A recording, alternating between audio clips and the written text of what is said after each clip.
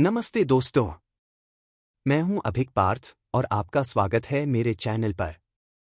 आज हम सुनने जा रहे हैं पार्ट 2 किताब the defining decade why your 20s matter and how to make the most of them now से, जिसे लिखा है मैक जय ने। पिछले हिस्से में हमने शुरुआत की थी और अब हम उस सफर को आगे बढ़ाते हैं। आइए आज हम अध्याय रियल टाइम की शुरुआत करते हैं। अध्याय की शुरुआत एक अद्भुत उदाहरण से होती है जो हमें सोचने पर मजबूर कर देती है। Tired of lying in the sunshine, staying home to watch the rain। यह प्रसिद्ध गाने टाइम के बोल हैं जो पिंक फ्लॉयड के सदस्यों डेविड गिल्मर, निक मेसन, रोजर वाटर्स और रिचर्ड राइट ने लिखे हैं। ये पंक्तियां हमें समय के महत्व की याद दिलाती हैं। कैसे हम जिंदगी को बिना ध्यान दिए बिता देते हैं और जब तक हम समझ पाते हैं 10 साल गुजर जाते हैं। इसी से जुड़ा एक और गहरा विचार है जिसे महान भाषा वैज्ञानिक नोएम चोम्स्की ने साझा किया था।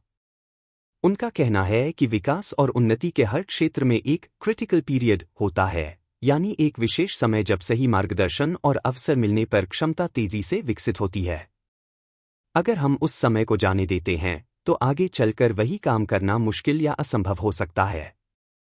इस अध्याय में हम केट की कहानी सुनते हैं जो अपने जीवन के महत्वपूर्ण वर्षों को बेवजह व्यर्थ कर रही थी। जब उसने थेरेपी शुरू की, वह न्यूयॉर्क से वर्जीनिया आकर रह रही थी, लेकिन उसका जीवन ठहर गया था।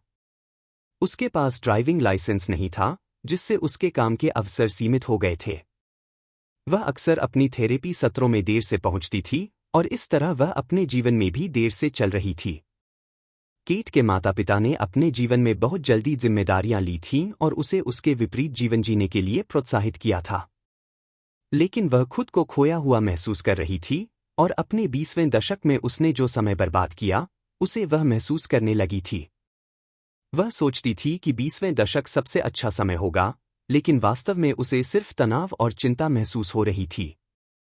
इस उम्र में कई लोग सोचते हैं कि उनके पास बहुत समय है, लेकिन सच ये है कि 20वें दशक वो समय होता है जब हमें अपने भविष्य की नींव रखनी होती है।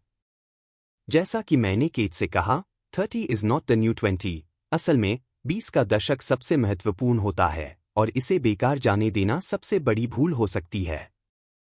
तो दोस्तों, इस अध्याय में हमने देखा कि कैसे 20 के दशक में हम समय को समझे बिना जीते रहते हैं और फिर अचानक हमें एहसास होता है कि हमारे सबसे महत्वपूर्ण वर्ष बीत चुके हैं।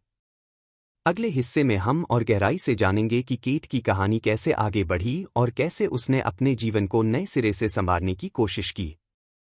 अगर आपको ये भाग पसंद आया तो मेरे चैनल अभिक पार्थ को सब्सक्राइब करें और वीडियो को लाइक करना न भूलें। मैं जल्द ही आपके लिए पार्ट 3 लेकर आऊंगा, जिसमें हम इस महत्वपूर्ण यात्रा को और आगे बढ़ाएंगे। धन्यवाद।